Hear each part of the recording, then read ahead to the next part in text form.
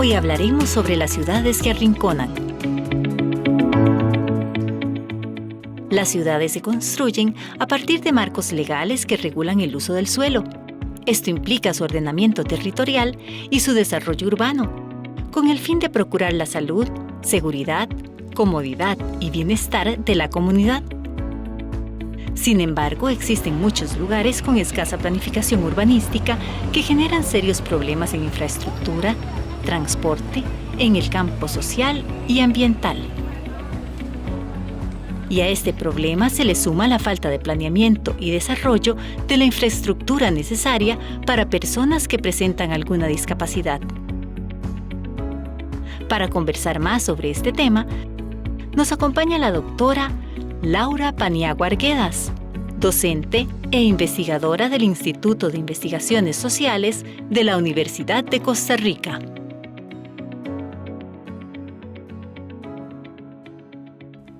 Laura, bienvenida a Conciencia. Le agradezco muchísimo que haya hecho un espacio de su agenda para compartir un tema fascinante. Muchas gracias, Gustavo. Gracias a Conciencia por la invitación. Laura, usted realizó estudios de doctorado en urbanismo en la UNAM, esa famosa Universidad de México. ¿Por qué la UNAM? Y coméntenos parte de su experiencia. Deben haber muchos elementos, pero uno grande que usted pueda comentarnos de su experiencia en la Ciudad de México. Bueno, yo escogí la Universidad Nacional Autónoma de México porque me parece que a nivel mesoamericano, México tenía mucha cercanía y tiene mucha cercanía con Centroamérica, lo que ocurre en nuestros contextos, ¿verdad? Otras opciones eran Estados Unidos, Europa, Alemania, pero me parecía que como en términos contextuales es más cercano México a nuestra realidad, a los barrios, las ciudades en América Latina. Entonces, me interesó porque es un área que está poco desarrollada en nuestro país. El urbanismo ha estado muy cercano a la arquitectura, muy cercano a las ingenierías, pero ha faltado un poco más la incursión de las ciencias sociales, justamente. Y encontré en ese posgrado una cercanía de Instituto de Investigaciones Sociales, Instituto de Geografía, de otras áreas del conocimiento, además de arquitectura, ingenierías y otras, geografía, que es muy fuerte allá. Y en ese doctorado usted tuvo colegas de esas disciplinas, me imagino. Sí, inclusive era integral, economía, multidisciplinar. Multidisciplinario, sí, hay una integración más amplia. Y tuve la gran dicha de contar con el apoyo de becas que me permitieron estos estudios. Sin esas becas no hubiera podido sostenerme allá en México, ni tampoco desarrollar la investigación que vamos a comentar el día de hoy, por los costos que tiene, ¿verdad? El apoyo fue de la Universidad de Costa Rica, en primer lugar, la OAICE, que es la Oficina de Asuntos Internacionales y Cooperación Exterior, y toda la parte de CLACSO, que es el Consejo Latinoamericano de Ciencias Sociales, que se junta con CONACYT, que es el Consejo Nacional de Ciencia y Tecnología de México. Y además tuve el apoyo de una fundación, la Fundación Heinrich Böll, que apoya a personas de Centroamérica y el Caribe que van a estudiar a México. Es una fundación alemana, entiendo. Es una fundación del Partido Verde Alemán y lo que busca es apoyar a personas que estudian en la región. Interesante. El enfoque suyo prioritariamente era accesibilidad para las personas con discapacidad. Y a propósito, una ciudad como la de San José y todas las otras donde estamos en pañales, diríamos nosotros, ¿verdad? Estamos muy mal. Coméntenos, después de adquirir esos conocimientos, ¿son rescatables las ciudades en Costa Rica para las personas con discapacidad, para que las personas con discapacidad tengan acceso a muy corto plazo? Hay mucho que trabajar, ¿verdad? Desgraciadamente nos damos cuenta caminando, recorriendo con las personas con discapacidad en nuestras ciudades y ni qué decir del área rural, ¿verdad? Ya eso es un tema más amplio. Que las personas que toman decisiones, creo, están montadas en vehículos, ¿verdad? Nuestras ciudades han sido creadas para los carros. han sido pensadas solo en la persona que viaja en el carro, y la mayoría de la población o viajamos en autobús o caminamos o rodamos por las calles. Entonces, hay que prestar atención a ese autocentrismo, ¿verdad? Hay que cambiar esa idea, ese modelo, y darle prioridad a la movilidad, las otras formas de moverse. Además, hay una gran desintegración, ¿verdad? Tenemos rutas de autobuses que hacen el mismo recorrido, no están conectadas, entonces se repite, ¿verdad? Los viajes, y no necesariamente eso se traduce en un buen sistema de transportes. Tenemos desconexiones, partes de las ciudades tremendamente desconectadas, y ni qué decir de la infraestructura más de aceras, por ejemplo. Entonces, y muchos de esos autobuses no tienen acceso a silla de rueda, por ejemplo. Por ley es obligatorio. Exactamente. Sin embargo, lo que encontramos en la vida real cuando hemos recorrido con las personas con discapacidad es que a veces la rampa no funciona, a veces el chofer del autobús... no tienen del todo. No tienen del todo. A propósito de este programa puse mucha atención, me paré en una de las paradas aquí cerca en San Pedro, y hay buses, Laura, esto es impresionante, hay buses que no tienen acceso de rampas. Sí. O, ¿verdad? Le ponen la rotulación, pero no funciona, ¿verdad? Han colocado asientos, lo hemos encontrado en muchísimas de las denuncias recientes, ponen asientos en lugar donde va la silla de ruedas, o donde podría viajar la silla de ruedas. Exacto. O simplemente no les paran, es un tema del servicio. Entonces, la investigación nos permitió trabajar no solo la forma física, que eso es algo que me gustaría contarles muy en detalle. No estamos hablando solo de las estructuras físicas, lo que se construye, sino también el uso cotidiano, o sea, el trato que reciben las personas al poder usar la ciudad, usar el autobús, la acera, pasar por la ciudad, y también la gestión de esas ciudades. La parte política, lo que se administra o lo que se deja de hacer para administrar cómo usamos esos espacios, ¿verdad? Las personas con discapacidad se siguen peleando con la gente que estaciona el carro en la acera, con la gente que lo estaciona en la rampa, con la gente que piensa que el espacio completo de la calle tiene que ser para el carro. Con una serie de cosas, desde las ramas de los árboles, ¿verdad? Necesitamos mucha infraestructura verde, necesitamos árboles en las raíces aceras, en las aceras. Pero no se recuerda el mantenimiento que requieren esas raíces, las ramas, ¿verdad? Exacto. Porque una persona ciega va tocando la ciudad con el bastón, pero puede golpearse con una rama, un medidor mal puesto, una verja que a veces sobresale de la casa, y otros rótulos, ¿verdad?, que encontramos en las calles. En las aceras. Permítame hacer una primera pausa, ya regresamos con todas y todos ustedes. La buena planificación urbana tiene relación directa con la puesta en acción de proyectos que promuevan la generación de empleo.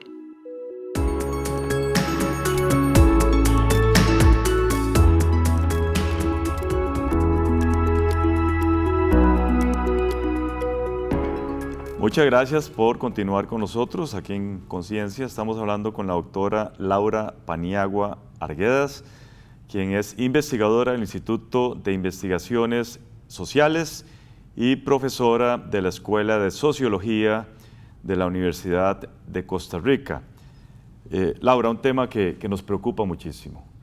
Coméntenos la metodología que usted siguió para obtener el título de doctorado, su tesis que realizó en este tema de accesibilidad para personas con discapacidad. Sí, decidimos, como estamos analizando, pensando en la movilidad, cómo nos movemos en la ciudad, optar por una metodología en movimiento, ¿verdad? El enfoque de la movilidad de Ulrich y Scheller nos habla de esa necesidad de pensar la movilidad como la forma en que se habita la ciudad, no solo el recorrido en una unidad de transporte o el tiempo que se toma en ir de un lado a otro, sino qué es lo que pasa en todo el viaje, ¿verdad? Desde que se sale de la casa hasta que se regresa en la noche.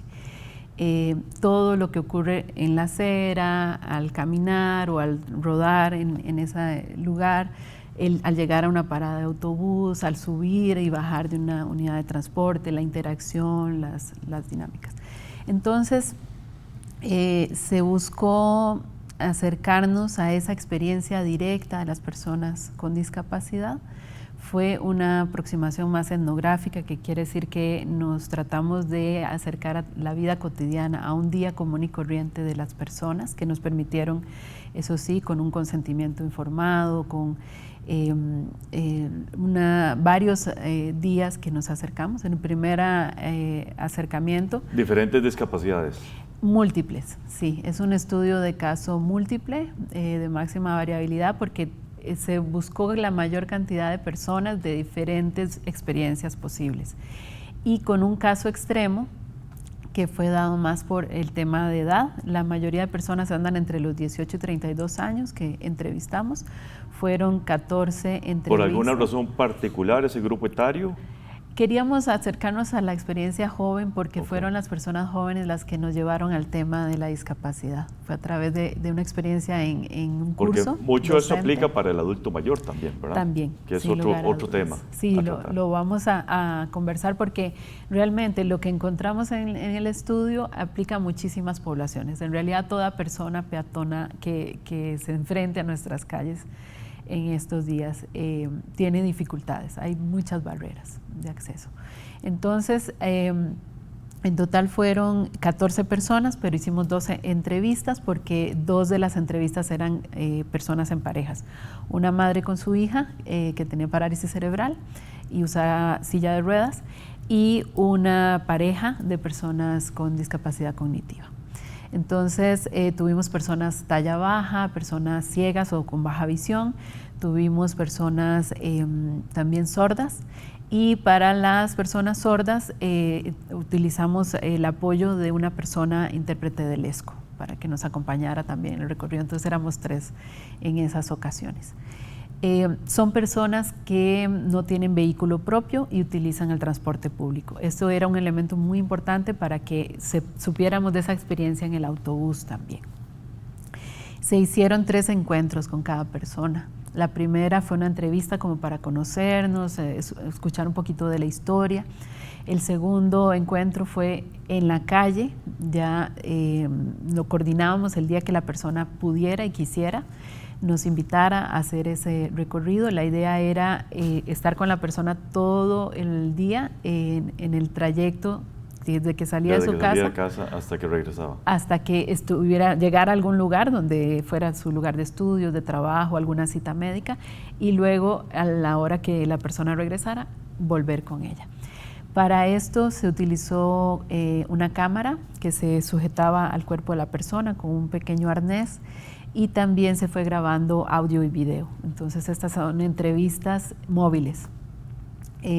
Un tercer encuentro posterior a ese día del recorrido fue para revisar los materiales con la persona, y ahí salía otro más de información porque la persona recuerda cosas, claro, otras experiencias que no nos contó tal vez al momento, y la confianza va aumentando. Entonces también fue muy rico recuperar ese material. Uno de los elementos que más preocupa en esto es la ausencia de respeto por parte de otros peatones o choferes. Me imagino que eso está bien señalado en su trabajo de doctorado. Coméntenos, Laura. Encontramos varias situaciones. Las personas nos hablan de arrinconamiento, por ejemplo. La gente se siente arrinconada en aceras que son a veces muy pequeñas, en aceras en las que hay árboles, carros estacionados, lo decíamos, hay otras personas que van a velocidades muy rápidas, ¿verdad? Ese tema de la aceleración en la ciudad también estuvo presente en lo que vimos, en lo que escuchamos. La gente quiere ir mucho más rápido, todo, ¿verdad?, acelerado. Y eso, ¿verdad?, una persona que va a un ritmo más lento, a un ritmo diferente, que su cuerpo se mueve, por ejemplo, en péndulo, no hacia adelante o hacia atrás como otras personas, a veces se encuentra golpes. ¿verdad? Hay roces, hay ¿verdad? Personas que lastiman, por ejemplo, el bastón de las personas ciegas. Nos comentaban cómo a veces se lo han roto cuando están circulando por la ciudad por ese ritmo tan rápido al que van algunas personas sin fijarse a su alrededor. O también el tema de los vehículos, ¿verdad? Las situaciones en las que constantemente están, ¿verdad?, pitándoles para que apresuren el paso, los semáforos que no nos da tiempo para poder pasar, ¿verdad? Si una va, a veces hasta tiene que acelerar el paso para poder alcanzar a cruzar la calle. Una persona con muletas, con silla de ruedas o con bastón, a veces no alcanza. Entonces, desgraciadamente son constantes estas situaciones en la experiencia de las personas con discapacidad y a veces de forma muy agresiva, ¿verdad? No solo el trato entre las personas, sino también el entorno, ¿verdad? Tenemos a veces pocos espacios con sombra, pocos espacios que protejan de la lluvia, pocos espacios que consideren esa diversidad de cuerpos que tenemos en nuestra sociedad y la diversidad de ritmos, la diversidad de formas de comprender el mundo, ¿verdad? Porque acá también incluimos, no lo mencioné, pero también la discapacidad psicosocial, ¿verdad? Hay tendencias también al cuerdismo, ¿verdad? Pensar que todas las personas tenemos que comportarnos de la misma manera o que una persona, ¿verdad?, tiene que contener siempre sus emociones de una forma determinada. Entonces, se trata como de controlar o eliminar esa diversidad que también existe en nuestra sociedad. Hay también una cuestión ligada al ocularcentrismo, que es cuando se centra todo en la mirada, en los ojos, en las imágenes, para señalar, por ejemplo, peligro. Cuando ponen una construcción o están remodelando una calle, ponen unas cintas, ¿verdad?, de peligro, como si todas las personas pudieran solo observar. Y no solo eso, lo mandan a uno a la calle, ¿verdad? Lo mandan a la calle. Hay que transitar por la calle una estructura de con protección. todo tipo de obstáculos. Exacto. Permítame hacer una segunda pausa, ya regresamos. En Costa Rica, el estado y la infraestructura de las ciclovías y las aceras no garantizan las condiciones de accesibilidad e inclusión social a toda la población que habita y visita la GAM.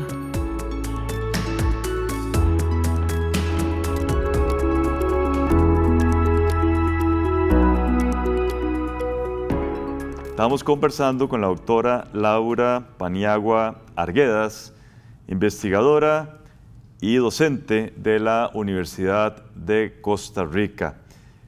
Laura, una pregunta muy difícil que requiere una respuesta de mucho tiempo, pero a ver si tratamos de concretar. En términos de infraestructura, que es muchos de los elementos que hemos comentado acá, y comportamiento humano, ¿usted es optimista que esto cambie a corto plazo en nuestro país? Tenemos que seguirlo trabajando, ¿verdad? Se ha dado una prioridad en abordarlo a través de leyes. La legislación es fundamental en todas las temáticas, ¿verdad?, de la vida social. Sin embargo, no podemos quedarnos solo en la apuesta del marco legal, ¿verdad? Porque la gente dice, bueno, no le sirvió la rampa, ponga el recurso de amparo. No lo aceptaron en la escuela, lo discriminaron, ponga el recurso de amparo. Le pasó algo en el sistema de salud, ponga el recurso de amparo. Pero debemos de trabajar la parte educativa y la parte institucional para evitar llegar hasta el punto de la parte legal, ¿verdad? Porque estamos dejando todo en manos del recurso de amparo. Y esto no debería estar totalmente sujeto. En el caso de las calles y de la accesibilidad en general de las infraestructuras, tiene que pensarse en términos de lo que hacemos cotidianamente. O sea, tenemos responsabilidad las personas, ciudadanas, pero también la parte educativa. Esto hay que trabajarlo muchísimo desde el plano de educación. Y desde la más tierna infancia, yo diría que esto tendría que estar en todos los momentos de la vida. La inclusión del lesco, por ejemplo, como un idioma adicional a los que podríamos aprender a lo largo de la vida y que nos permite comunicarnos con una población y entre nosotros y nosotras también. Eso sería muy, muy rico para empezar a eliminar estas barreras. Las personas con discapacidad nos dicen, las barreras no son solo de la actitud, de lo físico, son fundamentalmente de lo social. Y las barreras físicas son sociales también, porque las crean personas, o las dejamos pasar, ¿verdad? Porque no me afecta a mí, no me afecta en este momento de mi vida, pero es muy probable que en el corto plazo, ¿verdad? La población a nivel latinoamericano vamos hacia el envejecimiento. La mayoría, dentro de muy poco tiempo, vamos a ser personas adultas mayores. Y hemos creado, Gustavo, ciudades que están pensadas para personas que ven al 100%, que escuchan al 100%, que se mueven sobre dos piernas y de forma rápida, es decir, y que están en perfectas condiciones. Para producir, ¿verdad? Este modelo corporal de las ciudades está pensado para el capitalismo, para producir más. Y los cuerpos que no se acoplan o no se acercan a esa completud o a esa forma sana o a esa forma normalizada, no calzan. Son pensados como cuerpos que no valen. Y eso es un poco lo que se le llama capacitismo, porque se piensa que el cuerpo tiene que ser capaz para todas estas cuestiones. Es el concepto ciudades capacitistas. Ajá. O urbanismo capacitista. Sí, el urbanismo capacitista fue el concepto que acuñamos como para entender qué es eso. Cuando la forma de la ciudad, cómo se usa y cómo es administrada, está pensada solo para esos cuerpos supuestamente capaces, que al fin de cuentas no son los de la mayoría de las personas, ¿verdad? Porque no calzan, sino constantemente están siendo excluidos, marginados o discriminados del uso. Entonces se les da un valor distinto, se le da menos valor a su posibilidad de moverse, de habitar, de producir también, pero sobre todo de estar en la ciudad y de disfrutar como cualquier persona.